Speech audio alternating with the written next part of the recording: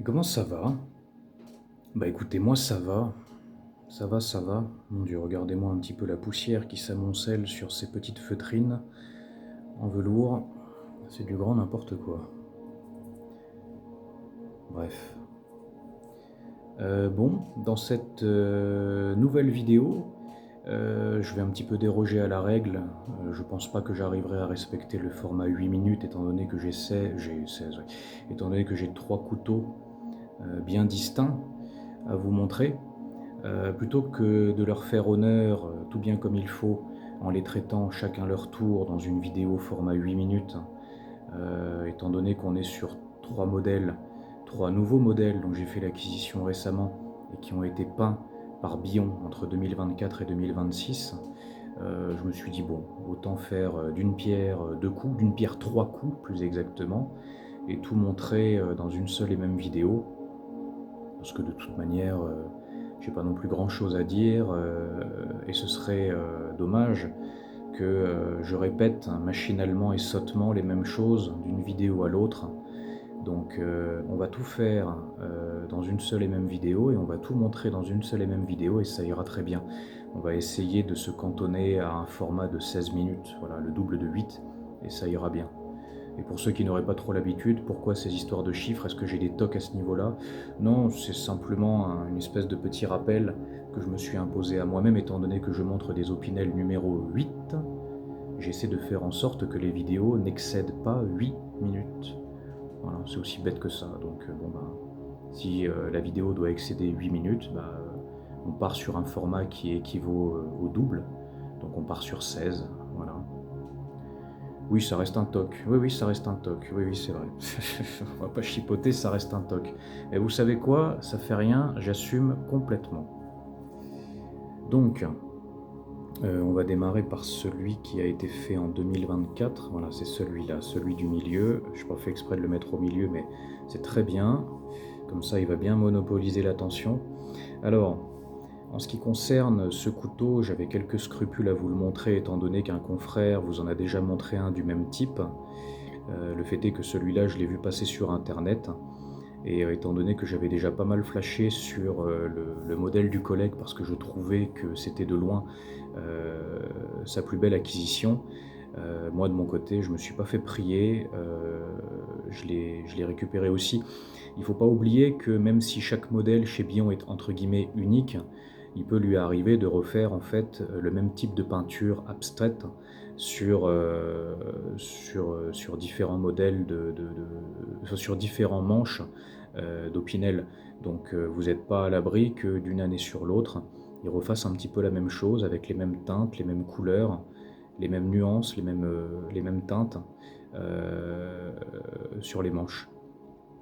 Donc là, c'est exactement ce qui s'est passé. Vous avez du gris, une sorte de gris, un peu terne, mixé, mélangé avec, du pourpre, un peu magenta, un rose rouge très, très fade et très, très, très sombre à certains endroits, hein, tellement sombre d'ailleurs qu'on dirait du noir. Mais, ouais, c'est dommage parce que là, la qualité, ça rend pas bien du tout à l'image et pourtant on est bien sur du espèce de rouge sang très bon, ça se voit pas, putain, qu'est-ce que c'est dommage. Bref, voilà à quoi ressemble le couteau en position ouverte. Alors ce que j'ai fait, bon, j'ai une lame, revêtement PVD couleur anthracite ici. Je me suis pas enquiquiné, hein, je l'ai simplement démonté sur la fusion d'Opinel que j'avais ici pour pouvoir, mixer ce virobloc revêtement PVD, plastique protecteur couleur, gris anthracite et la lame avec le même revêtement plastique protecteur, PVD machin chouette chose, avec ce manche. La combinaison était un petit peu plus intéressante et pertinente qu'avec une lame noire et puis ça me permet d'éviter de montrer un couteau quasi identique à celui du confrère dont je parle, Alain de la chaîne d'Alain, histoire de qu'on ne vienne pas, crier, au pompage. Bon allez, tu te mets sur ta feutrine s'il te plaît. Merci. Voilà. Donc, globalement très, très satisfait du résultat de cette fusion, très satisfait d'avoir fait l'acquisition de ce modèle, étant donné qu'on est sur des couleurs pas nécessairement que je recherchais absolument, mais qui sont très différentes de tous les Opinel Billon qui ont pu passer entre mes mains jusqu'à présent. Donc non, je suis globalement très satisfait, vraiment très satisfait du résultat de cette fusion. C'est une belle fusion. Une autre maintenant, avec une lame noire, mais bon là on aurait difficilement pu faire autrement, parce qu'il y a un rappel de couleur direct, hein, avec une des 3 couleurs principales qu'on retrouve sur ce manche peint par Billon. Puisque vous avez du noir, donc bon bah, autant lui mettre une lame noire, hein. Donc ça c'est un modèle qui a été peint non pas en 2024 mais en 2026, c'est tout récent. J'ai directement échangé avec le vendeur sur le site, la plateforme de vente et de revente Le Bon Coin. Il m'a montré un petit peu les nouveaux modèles qu'il s'apprêtait à vendre. Et j'ai tout de suite tiqué, flashé sur celui-là et je le lui ai pris. Voilà. Donc un mix, un mariage de couleurs assez intéressant. On reste sur des teintes un petit peu sombres, un petit peu fades. Même les teintes orangées qui sont ici sont très froides. Mais le rendu abstrait sur le manche est quand même assez chouette. Un talon laissé un petit peu à nu, c'est dommage. Ça aurait été intéressant que les teintes noires qui sont ici se répercutent davantage là. Mais bon, après, ça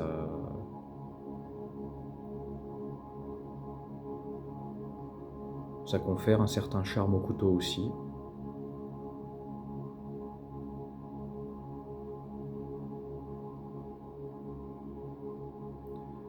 Donc Billon, hein, Jean-Luc de son prénom, qui est un artiste peintre local, hein, il vit ici à la montagne, parmi nous. Il me semble que je l'avais déjà présenté rapidement dans d'autres vidéos où je vous montre des Opinel Billon, donc on ne va pas non plus revenir dessus et se répéter et radoter euh, comme un vieux tourne-disque rayé d'une vidéo à l'autre. Mais donc Jean-Luc Billon qui évolue ici. Le fait qu'il peigne des manches de couteau, bon, ça reste un hobby, hein, bien plus que... ça ne fait pas le plus gros de son chiffre d'affaires, vous vous en doutez. Même s'il a ses entrées chez Opinel, il achète les Opinel lui-même et il continue d'effectuer ses peintures sur des manches en bois de hêtre, hein, puisqu'il achète systématiquement des Opinel numéro 8, tradition inox, pour opérer ses peintures dessus. Alors comment je le sais? Tout simplement parce que là encore, j'ai tout récemment démonté ces couteaux, vous vous en doutez, pour opérer ces fusions, parce que ce manche n'est pas arrivé avec une lame grise de ce type. Ce manche-ci n'est pas arrivé avec une lame noire de ce type, c'est moi qui les ai ajoutés pour opérer mes fameuses fusions, hein, qui est un petit peu ma signature, mon dada, mon cheval de bataille sur cette chaîne, hein, c'est ce que je vous présente, c'est mon sujet de prédilection, c'est ce que je vous présente 99% du temps sur cette chaîne. C'est ouais, c'est ma signature, c'est mon credo, c'est ce que j'ai décidé de présenter principalement sur cette chaîne. Donc en effectuant les démontages, eh bien, j'ai pu constater qu'effectivement on était bien, même si je ne suis pas un expert des différents types de bois, à force de les manipuler et de démonter proprement, consciencieusement les Opinel pour opérer mes fusions, je commence à savoir un petit peu quel type de bois, enfin, à quoi ressemble tel ou tel type de bois. Et là, pour le coup, on était encore et toujours sur des manches en bois de hêtre.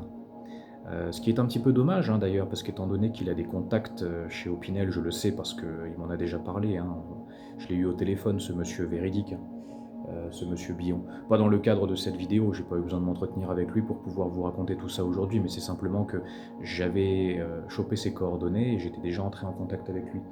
Et il m'avait expliqué qu'il connaissait des gens là-bas et que, oui, quand il avait débuté dans les années fin 80, début 90 avec Opinel, c'était justement parce que Opinel, il avait été approché par Opinel, notamment deux, trois personnes en interne qui étaient assez admiratives du travail qu'il était capable de faire, ou du rendu de ces différentes œuvres et autres peintures abstraites qu'il était capable de produire.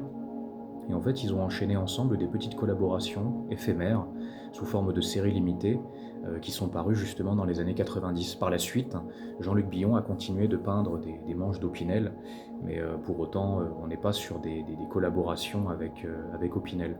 C'est simplement lui qui en achète, qui repeint les manches et qui revend ça à monsieur et madame tout le monde. Voilà. mais il a le droit de le faire. Tout le monde ne se permettrait pas de le faire. Ouais, tout le monde ne se permettrait pas d'acheter, je sais pas moi, euh, des couteaux bien particuliers, comme par exemple des couteaux Le Thiers, fabriqués à Thiers, justement, par, je sais pas moi, la coutellerie Chambriard, et puis qui s'amuserait à côté, derrière, à repeindre les manches et puis à les revendre. C'est vraiment parce que Jean-Luc Billon connaît des gens chez Opinel qu'ils lui permettent de faire ça aussi. Voilà. C'est donnant-donnant de toute manière, parce que lui, ça lui permet de faire sa propre publicité en vendant des manches qui ont été peintes de sa main, et puis ça permet aussi à Opinel d'avoir une sorte de vitrine chez cet artiste peintre qui donne dans l'abstrait, étant donné qu'il fait aussi indirectement la promotion des Opinel. Donc c'est donnant-donnant, gagnant-gagnant, voilà. Mais ils se connaissent, hein.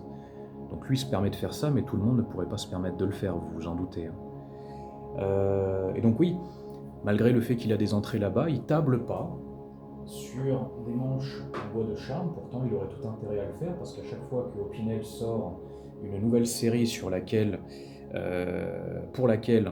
ils ont besoin de faire des peintures sur les différents manches, que ce soit les Opinel numéro 8 de la gamme Mioché ou Mioshi, je ne sais plus comment ça se dit, l'Opinel 120 ans, c'est pareil, tous les Opinel de la gamme couleur, ben, systématiquement sur ces modèles-là, et même les Opinel comment dire, excusez-moi, les séries limitées qui sortent dans le cadre du festival du film d'animation d'Annecy qui a lieu chaque année, et ben systématiquement, si je ne vous raconte pas de bêtises, sous les revêtements peinture et les autres peintures et les autres dessins qu'on peut voir sur ces séries limitées, ben vous avez des manches en bois de charme. Et le bois de charme est quand même beaucoup plus propice à la peinture, étant donné qu'il a un aspect extrêmement lisse, et donc beaucoup plus facile à peindre que des manches en bois de hêtre. Mais bon, J.L. Billon, c'est le hêtre sinon rien, visiblement. Et bah, ça marche quand même plutôt bien, hein. Je veux dire, c'est les modèles, après bon, on n'aime pas les couleurs et ces peintures dessus, mais ça reste toujours à chaque fois de très belles et de très franches réussites. Alors le dernier, et non le moindre, le petit fleuron de ce nouveau petit trio, cette nouvelle petite série de fusion d'Opinel numéro 8 Billon, opéré par mes soins. Celui-là, c'est le vrai coup de cœur. Voilà, c'est lui qui devrait d'ailleurs être au centre ici, hein, tellement qu'il est... je trouve il a tendance un petit peu à éclipser les autres, même si on est sur des types de couleurs très différentes. Donc des couleurs très fantomatiques et très spectrales, limite un peu floutées à l'arrière. Je sais pas comment il a fait son compte, mais waouh. Une couleur un petit peu plus franche, sous forme de gris ici, gris un petit peu neigeux, gris un peu saupoudré dessus. Alors bon, chacun est libre d'interpréter ça comme il veut. Forte tempête en plein hiver, avec la neige justement qui se déchaîne entre les éléments, ou bien une espèce de tornade, une période orageuse, ou plus simplement en plein océan, perdu en pleine mer ou en plein océan, en pleine tempête, avec la houle, le déchaînement des vagues et l'écume du sel de mer qui se dépose dans le fracas des vagues. Chacun est libre d'y aller de sa petite interprétation, mais ce qui est clair, c'est que bon, ce manche est quand même stupéfiant. Et pour moi, qui m'étais un petit peu laissé convaincre que bon, Jean-Luc Billon avait un petit peu de mal à trouver l'inspiration ces dernières années, il lui arrive encore. Après, c'est un petit peu méchant ce que je dis, mais il n'y a aucune volonté d'être, mais gratuitement méchant. Il n'y a aucune méchanceté véritable derrière. Il lui arrive encore d'avoir des petits éclairs de lucidité. C'est juste un petit pic gentil et amical que je lui envoie. Parce que oui, je trouvais que ces derniers temps, ce qui passait sur Internet n'était pas dingue, mais le temps fait bien les choses. Il faut laisser du temps au temps quand on est suffisamment patient et que on s'adresse à la bonne personne au bon moment. Il peut nous arriver de tomber de nouveau sur de véritables petites pépites, de véritables petits bangers qu'on s'empresse d'acheter derrière, parce que ben c'est c'est assez stupéfiant, hein. Alors bon, ça s'inscrit pas tout à fait dans la même catégorie, il joue pas tout à fait dans la même catégorie que la fusion d'Opinel numéro 8 Billon que j'ai ici depuis un bon petit paquet de temps maintenant. Hein, voilà, bon, c'est encore un autre délire. Mais la raison pour laquelle vous avez une richesse ici que vous ne retrouvez pas nécessairement sur ceux-là, c'est parce que vous avez beaucoup plus de couleurs qui ont été mixées les unes avec les autres. Vous avez un mélange de couleurs qui est beaucoup plus important ici. Donc forcément, ben, beaucoup plus de couleurs dit beaucoup plus de richesse sous les yeux visuellement, et donc une pertinence qu'on ne retrouve pas nécessairement sur ces modèles-là. Mais le travail là-dessus, de mon point de vue, l'aboutissement est total, hein. Je veux dire, là, le boulot a été vraiment fait correctement et proprement, hein. Encore une fois, pas fan non plus de cette peinture gris très en premier plan, très voyant, très pimpante, limite un petit peu agressif par rapport aux autres couleurs un petit peu plus ternes et plus agréables, visuellement. Mais pour autant, bon, il y a rien à dire, hein, il est vraiment stupéfiant. Alors pourquoi une lame noire avec? Bah, tout simplement parce qu'il y a ce rappel de couleur, hein, qui nous saute aux yeux, notamment au niveau du talon du manche. Là, vous avez du noir pur et dur, et puis là aussi, le manche a été plongé dans l'obscurité, juste avant la jonction manche-lame, donc je trouvais ce rappel de couleur beaucoup plus intéressant et pertinent. J'ai essayé ce modèle avec la lame anthracite, ça fait le boulot aussi, hein, mine de rien, ça fonctionne, mais c'était pas aussi criant, donc j'ai pris la liberté de lui laisser une lame noire à celui-là. Mais la lame anthracite aurait pu faire le taf aussi. Et j'ai essayé avec une lame revêtement, n'importe quoi, pas revêtement, finition polyglace effet miroir. Là par contre, non, là ça rend pas bien du tout. Ça rend pas bien du tout, on reste sur des couleurs quand même un petit peu ternes, ou un assemblage qui se veut un petit peu monotone. Donc quand vous mettez une lame beaucoup trop brillante, beaucoup trop pimpante dessus, ça fonctionne plus du tout. Voilà, bref, nouvelle petite collection de fusion d'Opinel numéro 8 avec manche peint par Billon, dont je suis assez satisfait et que je voulais simplement vous montrer modestement et simplement en vidéo.